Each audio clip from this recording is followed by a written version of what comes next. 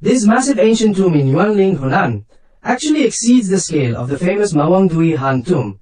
Yet upon opening the main coffin, the occupant's remains were nowhere to be found among 1,500 burial items. Among the artifacts, the most captivating discovery is on set of bamboo slip recipes detailing cooking methods for Western Han delicacies, providing a direct window into the dietary habits of the nobility. Based on these ancient texts, experts successfully recreated 3 specific dishes, and after tasting them, they declared the flavors to be absolutely excellent. Are you curious about the identity of the tomb owner, or what treasures were hidden within the inner chamber?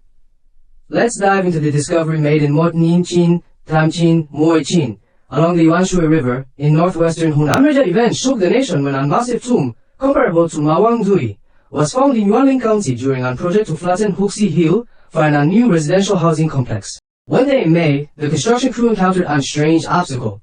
Their heavy-duty piling machine, which usually crushes rock with ease, was suddenly blocked by something mysterious. When the drill bit brought up wood chips, people wondered what kind of timber could be harder than stone, prompting a halt in construction that seasoned archaeology fans would recognize as unlikely tomb. The person in charge immediately reported the find, and the Cultural Relics Department rushed to the scene to conduct a thorough investigation of the site. After 2.5 days of surveying, they identified a rectangular vertical pit tomb, 14 meters long and 11 meters wide, featuring a distinct sloping wooden access ramp. Its structure clearly indicated a large-scale Han Dynasty tomb.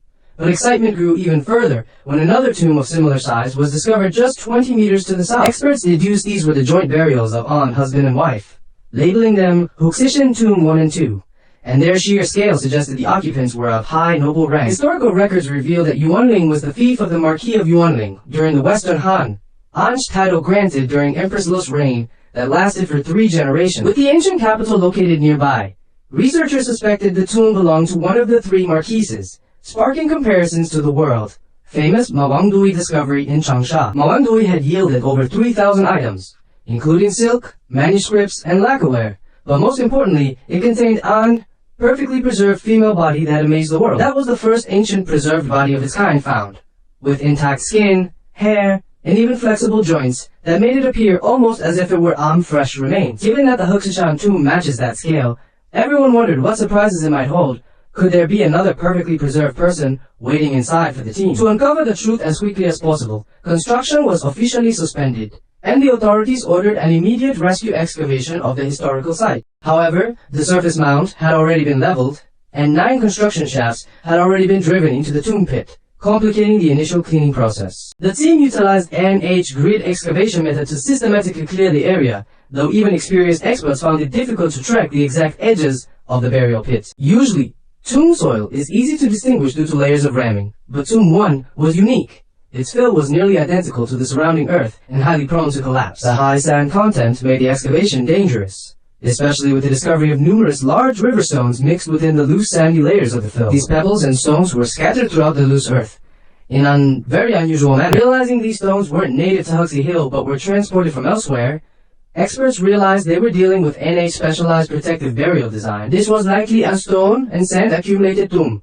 an ingenious ancient anti-theft method where the sand would instantly bury any intruder that luhat or tried to dig and tunnel. If a thief managed to break in, the shifting sand would seal the entrance, while heavy falling stones would crush or injure the culprit before they could escape. Historical texts like the Book of Han mention that Emperor Zhao spared no expense, using 30,000 ox carts to transport sand for his own tomb's defense.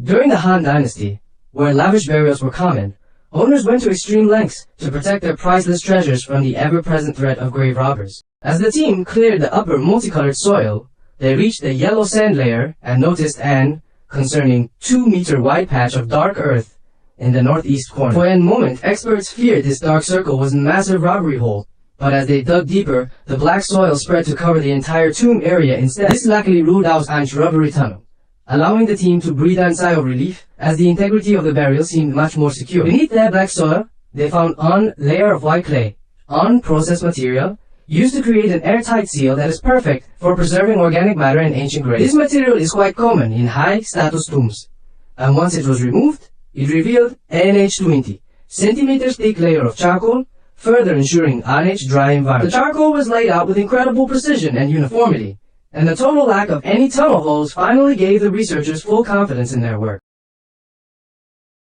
Knowing the tomb was unrobbed was exhilarating. Everyone recalled how Mawang Dui's most precious finds were its perfectly preserved and incredibly diverse silk textile. They specifically remembered the legendary gauze gown, which was as light as An Cicada's wing and weighed less than 50 grams despite being An full piece of clothing. With this tomb intact, expectations for finding similar silks were high as the final charcoal layers were cleared over the course of a month of meticulous work. Finally, the massive chamber outline was revealed, measuring over 9 meters long and 7 meters wide, sitting nearly 13 meters below the ground surface. The structure consisted of an main coffin chamber and several outer storage compartments arranged along the north and south walls near the entrance of the tomb. Before entering the main chamber, experts were met with a formidable wall of river stones stacked neatly over a meter high, acting as a primitive security gate. Behind this stone barrier was a wooden gate screen with 2 layers of boards, which actually bore ink inscriptions identifying the north and south sides of the entrance. The presence of these written characters promised even greater discoveries, and by late August, the moment everyone had been waiting for finally arrived. Huge crowds gathered to watch the opening of the main chamber, necessitating over 50 police officers to manage the spectators and the many media outlets on site. The first task was to lift the massive outer coffin lids, which were composed of 3 layers of 9 thick wooden planks, each showing signs of heavy construction. Some decay on the edges suggested oxygen had eventually seeped in, and because each plank weighed over a ton, a crane had to be brought in for the lifting. Upon opening the lid, the team found the chamber filled with water, which is actually a great sign in archaeology, because it can help preserve artifacts for millennia. The internal layout consisted of a head chamber, side chambers, and the central coffin room on multi-spatial design typical of the ancient Chu culture's influence. Since Yuanling was once part of Chu territory during the Warring States period, these traditions remained, though the team noted some structural collapse within the tomb. Many burial items in the side chambers were damaged, with fragments of precious artifacts barely visible through the thick layers of silt and mud. It became clear that an preserved body like the one at Mawang Dui was unlikely here, so the focus shifted to recovering the exquisite silk and lacquerware instead.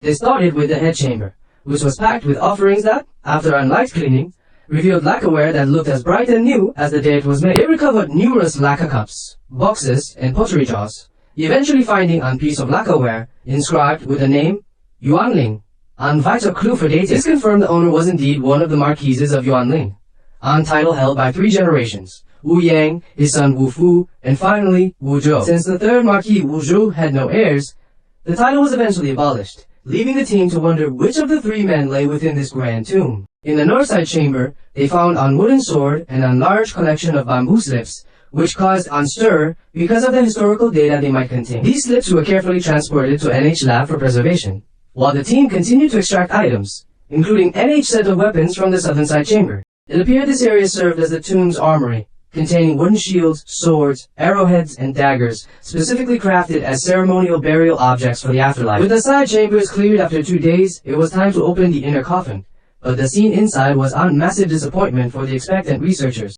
The inner coffin had severely collapsed, and while some lacquer items remained, there were no silks and no obvious objects to confirm the owner's specific identity. Even more shocking, the owner's bones had completely decayed, leaving not even a single tooth behind, making it seem as if the Marquis had simply vanished.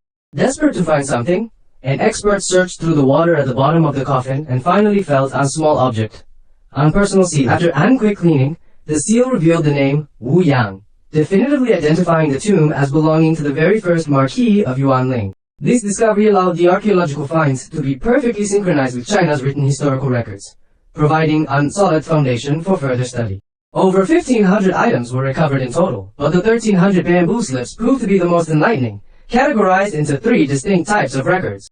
The first category served as the state archives of Yuanling, detailing administrative setups, population counts, taxes, and even the number of military ships and weapons. The second and largest category was the daybooks, consisting of over 8,000 slips that provided guidance on how to seek good fortune and avoid misfortune. The third category was the gourmet recipes, which detailed the exact cooking processes for both vegetable and meat dishes during the Western Han period. To test these ancient recipes, experts hired a master chef from an old village in Yuanling to recreate 3 specific dishes using the documented methods. The chef followed the bamboo slips instructions meticulously, starting with the processing of fresh ingredients, just as the Marquis would have enjoyed them.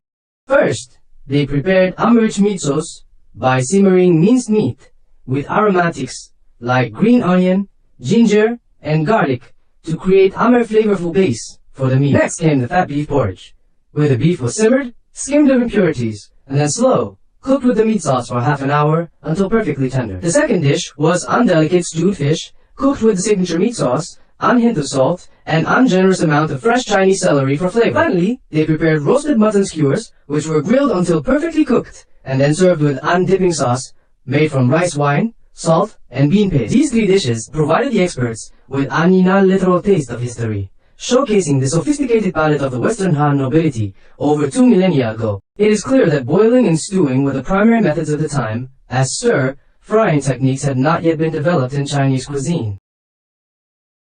The gourmet recipes found in the Huxishan tomb stand as the earliest known ancient cookbook in China, filling a major gap in our culinary history. This discovery reminds us that even after thousands of years, the love for good food remains a constant human connection across the ages. Don't forget to subscribe to the ODV channel and turn on the notification bell so you won't miss any new videos.